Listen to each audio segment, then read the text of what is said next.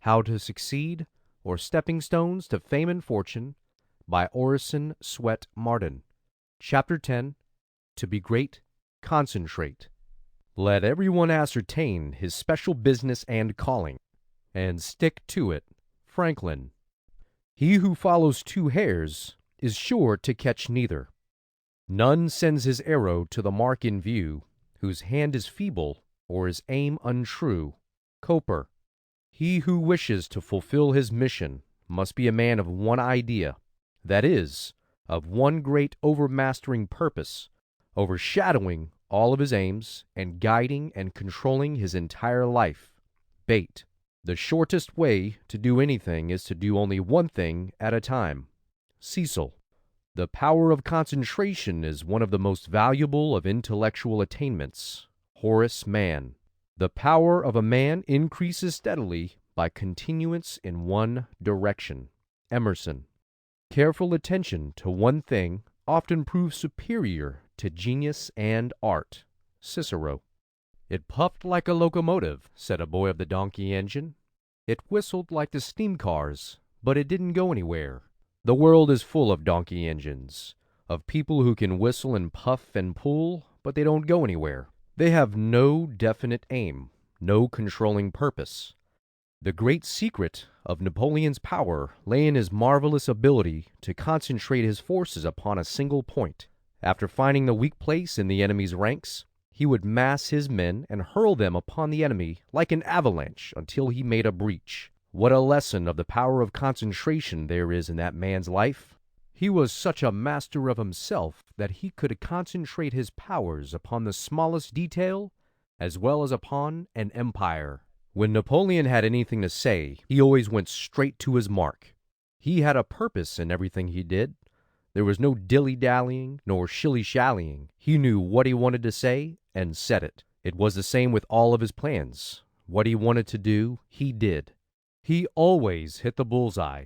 His great success in war was due largely to his definiteness of aim. He knew what he wanted to do and did it. He was like a great burning glass, concentrating the rays of the sun upon a single spot. He burned a hole wherever he went. The sun's rays scattered do no execution, but concentrated in a burning glass, they melt solid granite. Yes, a diamond even. There are plenty of men who have ability enough.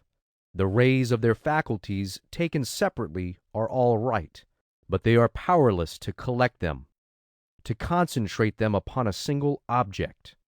They lack the burning glass of a purpose to focalize upon one spot the separate rays of their ability. Versatile men, universal geniuses, are usually weak because they have no power to concentrate the rays of their ability, to focalize them upon one point until they burn a hole in whatever they undertake. This power to bring all of one's scattered forces into one focal point makes all the difference between success and failure. The sun might blaze out upon the earth forever without burning a hole in it or setting anything on fire, whereas a very few of these rays, concentrated in a burning glass, would, as stated, transform a diamond into vapor. Sir James Mackintosh was a man of marvelous ability. He excited in everybody who knew him great expectations, but there was no purpose in his life to act as a burning glass to collect the brilliant rays of his intellect, by which he might have dazzled the world. Most men have ability enough, if they could only focalize it into one grand, central, all-absorbing purpose to accomplish great things. To encourage me in my efforts to cultivate the power of attention, said a friend of John C. Calhoun, he stated that to his end he had early subjected his mind to such a rigid course of discipline, and had persisted without faltering until he had acquired a perfect control over it, that he could now confine it to any subject as long as he pleased, without wandering even for a moment, that it was his uniform habit, when he set out alone to walk or ride, to select a subject for reflection, and that he never suffered his attention to wander from it until he was satisfied with its examination. "My friend laughs at me because I have but one idea," said a learned American chemist. "But I have learned that if I wish ever to make a breach in a wall, I must play my guns continually upon one point." "It is his will that has made him what he is," said an intimate friend of Philip D. Armour, the Chicago millionaire. "He fixes his eye on something ahead, and no matter what rises upon the right or the left, he never sees it. He goes straight in pursuit of the object ahead and overtakes it at last. He never gives up what he undertakes." While Horace Greeley would devote a column of the New York Tribune to an article, Thurlow Weed would treat the same subject in a few words in the Albany Evening Journal, and put the argument into such shape as to carry far more conviction. "If you would be pungent," says Southey, "be brief, for it is with words as with sunbeams. The more they are condensed, the deeper they burn." "The only valuable kind of study," said Sydney Smith, "is to read so heartily that dinner time comes 2 hours before you expected it. To sit with your Livy before you and hear the geese cackling that saved the Capitol, and to see with your own eyes the Carthaginian settlers gathering up the rings of the Roman knights after the battle of Cannae, and heaping them into bushels, and to be so intimately present at the actions you are reading of, that when anybody knocks at the door it will take you 2 or 3 seconds to determine whether you are in your own study or on the plains of Lombardy, looking at Hannibal's weather-beaten face and admiring the splendor of his single eye." "Never study on speculation," says Waters. "All such study is vain. Form a plan, have an object, then work for it. Learn all you can about it, and you will be sure to succeed." What I mean by studying on speculation is that aimless learning of things because they may be useful some day, which is like the conduct of the woman who bought at auction a brass door-plate with the name of Thompson on it, thinking it might be useful some day. "I resolved when I began to read law," said Edward Sugden, afterward Lord St. Leonard, "to make everything I acquired perfectly my own, and never go on to a second reading till I had entirely accomplished the first. Many of the competitors read as much in a day as I did in a week, but at the end of 12 months my knowledge was as fresh as on the day it was acquired, while theirs had glided away from their recollection." "Very often," says Sydney Smith, "the modern precept of education is, 'Be ignorant of nothing,' but my advice is, have the courage to be ignorant of a great number of things, so that you may avoid the calamity of being ignorant of all things." "Lord, help me to take fewer things into my hands, and to do them well," is a prayer recommended by Paxton Hood to an overworked man. "Many persons, seeing me so much engaged in active life," said Edward Bulwer Lytton, "and as much about the world as if I had never been a student, have said to me, 'When do you get time to write all of your books? How on earth do you contrive to do so much work?' I shall surprise you by the answer I made. The answer is this: I contrive to do so much work by never doing too much at a time. A man to get through work well must not overwork himself, or if he do too much today, the reaction of fatigue will come, and he will be obliged to do little tomorrow. Now, since I began really and earnestly to study, which was not till I had left college, and was actually in the world, I may perhaps say that I have gone through as large a course of general reading as most men of my time. I have traveled much, and I have seen much. I have mixed much in politics, and in the various businesses of life. And, in addition to all of this, I have published somewhere about 60 volumes, some upon subjects requiring much special research. And what time do you think, as a general rule, I have devoted to study, to reading, and writing? Not more than 3 hours a day. And when Parliament is sitting, not always that. But then, during these 3 hours, I have given my whole attention to what I was about. The things that are crowded out of a life are the test of that life. Not what we would like, but what we long for and strive for with all our might we attain. One great cause of failure of young men in business, says Carnegie, is lack of concentration. They are prone to seek outside investments, The cause of many a surprising failure lies in so doing.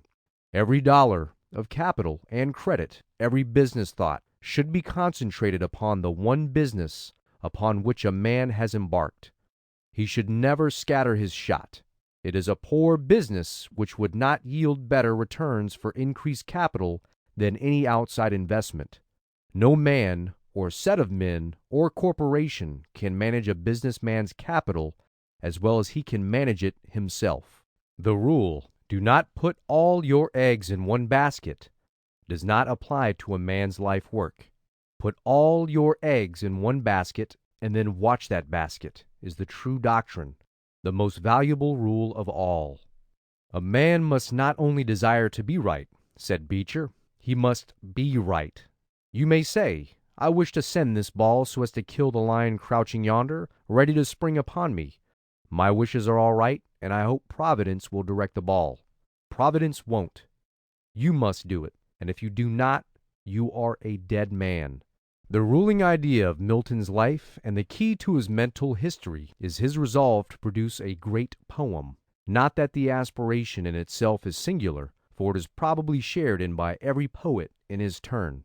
As every clever schoolboy is destined by himself or his friends to become Lord Chancellor, and every private in the French army carries in his haversack the baton of a marshal, so it is a necessary ingredient of the dream of Parnassus that it should embody itself in a form of surpassing brilliance. What distinguishes Milton from the crowd of youthful literary aspirants, audujuvanta, is his consistency of resolve.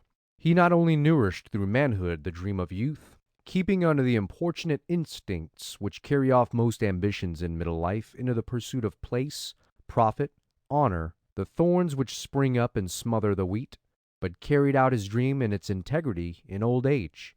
He formed himself for this achievement and no other.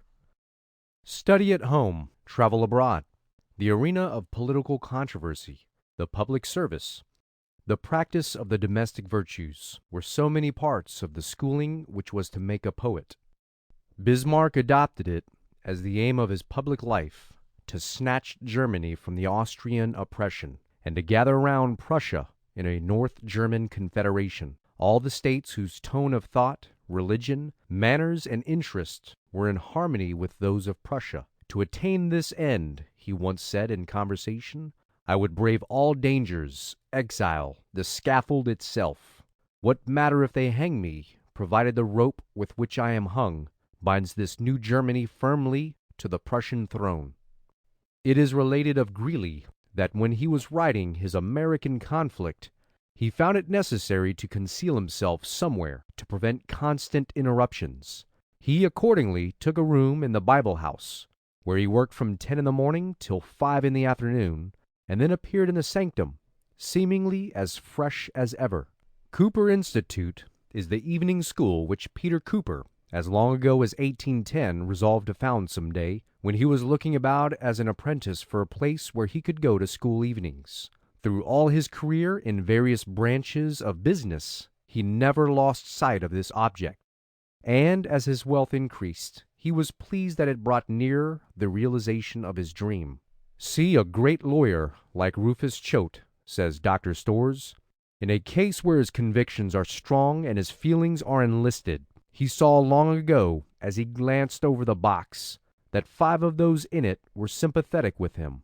As he went on, he became equally certain of 7. The number now has risen to 10, but 2 are still left whom he feels that he has not persuaded or mastered. Upon them he now concentrates his power, summing up the facts, setting forth anew and more forcibly the principles, urging upon them his view of the case with a more and more intense action of his mind upon theirs, until one only is left, like the blow of a hammer, continually repeated until the iron bar crumbles beneath it. His whole force comes with ceaseless percussion on that one mind till it has yielded, and accepts the conviction on which the pleader's purpose is fixed. Men say afterward, he surpassed himself. It was only because the singleness of his aim gave unity, intensity, and overpowering energy to the mind." The foreman of the jury, however, said Whipple, was a hard-hearted, practical man, a model of business intellect and integrity, but with an incapacity of understanding any intellect or conscience radically differing from his own. Mr. Choate's argument, as far as the facts in the law were concerned, were through in an hour. Still he went on speaking.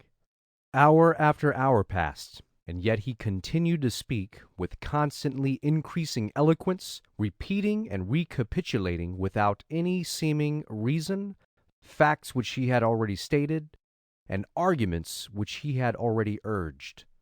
The truth was, as I gradually learned, that he was engaged in a hand-to-hand, or rather in a brain-to-brain, and a heart-to-heart contest with the foreman, whose resistance he was determined to break down, but who confronted him for 3 hours with defiance observable in every rigid line of his honest countenance. "You fool!" was the burden of the advocate's ingenious argument. "You rascal!" was the phrase legibly printed on the foreman's incredulous face. But at last the features of the foreman began to relax, and at the end the stern lines melted into acquiescence with the opinion of the advocate, who had been storming at the defenses of his mind, his heart, and his conscience for 5 hours, and had now entered as victor. The verdict was, "Not guilty." He who would do some great thing in this short life must apply himself to the work with such a concentration of his forces as to idle spectators who live only to amuse themselves looks like insanity. It is generally thought that when a man is said to be dissipated in his habits, he must be a drinking man, or a gambler, or licentious, or all three. But dissipation is of two kinds, coarse and refined. A man can dissipate or scatter all of his mental energies and physical power by indulging in too many respectable diversions, as easily as in habits of a viler nature. Property and its cares make some men dissipated. Too many friends make others. The exactions of society, the balls, parties, receptions, and various entertainments constantly being given and attended by the beau monde, constitutes a most wasting species of dissipation. Others, again, fritter away all their time and strength in political agitations or in controversies and gossip, others in idling with music or some other one of the fine arts, others in feasting or fasting, as their dispositions and feelings incline. But the man of concentration of purpose is never a dissipated man in any sense, good or bad. He has no time to devote to useless trifling of any kind, but puts in as many strokes of faithful work as possible toward the attainment of some definite good. End of Chapter 10. Recording by Franklin Canfield.